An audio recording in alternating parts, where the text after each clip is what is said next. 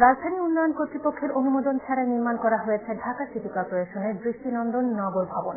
এমন তথ্য জানিয়ে খোদ রাজউক চেয়ারম্যান প্রকৌশলী নুরুল হুদা বলছেন এটি আইন পরিপন্থী। তবে ঢাকা সিটি কর্পোরেশন কর্তৃপক্ষের দাবি, রাজউকের অনুমোদন না নিলেও আইনের কোনো ব্যত্যয় ঘটেনি। পরিবেশবাদী সংগঠন বেলার প্রধান নির্বাহী অ্যাডভোকেট সৈয়দা রিজওয়ানা হাসান উদ্বেগ প্রকাশ করে বলেছেন, এটি কোনোভাবেই গ্রহণযোগ্য হতে পারে না। আমিনুল মজলিসের বিশেষ রিপোর্ট।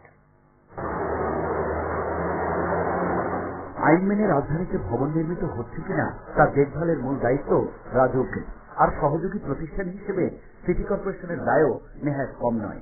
অথচ আশ্চর্যজনক সত্য হচ্ছে, অনুমোদন ছাড়াই রাজধানীর ব্যস্ততম এলাকায় দাঁড়িয়ে আছে বিশাল দৃষ্টিনন্দন নগর ভবন। বিষয়টি স্বীকার করে আইনি ব্যাখ্যা দিয়েছেন ঢাকা সিটি কর্পোরেশন দক্ষিণের প্রধান নির্বাহী। আইন দ্বারা সিটি কর্পোরেশন অথরাইজ অফিসার আছে, ভবনটি যে অনুমোদন নাই, রাজুকের অনুমোদন নাই, কিন্তু আমাদের অথরাইজ অফিসের অনুমোদন না থাকলে বিল্ডিং হওয়ার কথা না। কিন্তু আপনাদের নিজেদের বিল্ডিং আপনারা নিজেরাই করতে পারবেন। জি, সেটা আমরা তো মনে করি আইনে এই অথরিটি আমাদের দেওয়া।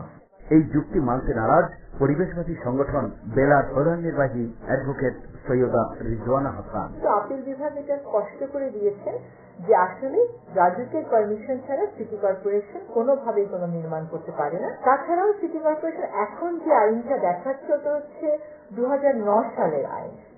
নগর ভবন তো তারও অনেক আগের কথা। নগর ভবন অবশ্যই অবৈধ, কারণ নগর ভবন রাজুকের কোনো অনুমোদন ছাড়াই নির্মিত হয়েছে। আর রাজউক চেয়ারম্যান বলছেন, প্রতিষ্ঠানের উচ্চতা যাই হোক না কেন, ভবন নির্মাণের ক্ষেত্রে রাজউকের অনুমোদন নেওয়া বাধ্যতামূলক। যত অর্গানাইজেশন থাকুক, প্রত্যেকের ব্যক্তি এবং গোষ্ঠী এবং প্রতিষ্ঠান সবারই কিন্তু অনুমোদন রাজউক থেকে নিতে হবে। ইভেন রাজউকের কোনো প্ল্যান আমরা যদি কোনো বিল্ডিং করি, সেটাও রাজউকের আমাদের প্রপার সেকশন থেকে অথরাইজ অফিসার যিনি আছে সেখান থেকে অনুমোদন নিয়ে আমাদের এই বিল্ডিংগুলো আমরা করতেছি।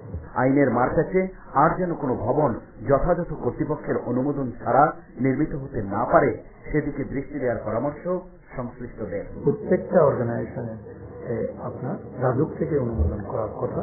আমিনুল মজলিস, মাই টিভি, ঢাকা।